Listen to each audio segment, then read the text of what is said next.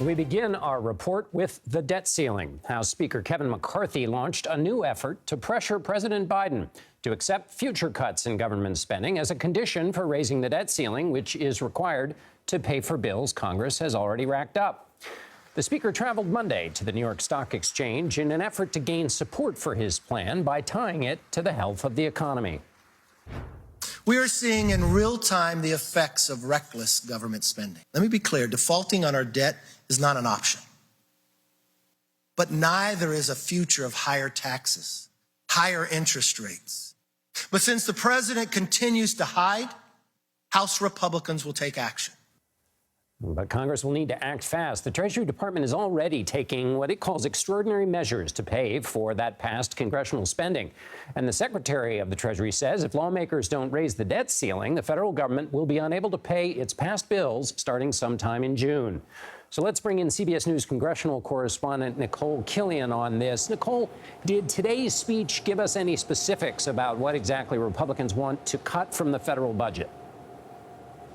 Well, it was more of a broad outline. These are ideas that the speaker has put forth to President Biden in a letter. These are also some proposals that members of his conference have put forth, whether that's the Freedom Caucus or the Main Street Republicans. And so what he outlined was a plan to raise the debt ceiling for a year, to cap non-defense discretionary spending at fiscal year 22 levels, and also to allow annual growth at 1% for the next 10 years in terms of future growth in future spending. He also talked about clawing back, for instance, unused COVID funds. He talked about, prohibiting student loan debt forgiveness, of course, under the Biden administration, trying to prohibit that program from moving forward, although it's been tied up in a lot of legal action. So, again, these are broader ideas, broader proposals, but Republicans see it as a starting point and what they hope will be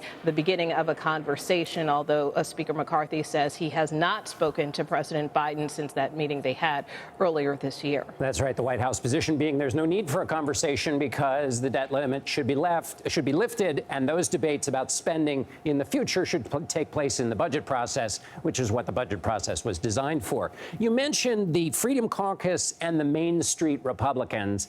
Explain what those two groups are briefly, and is there agreement? Because Speaker McCarthy has a very thin, small majority. Does he have everybody on board for this Republican plan?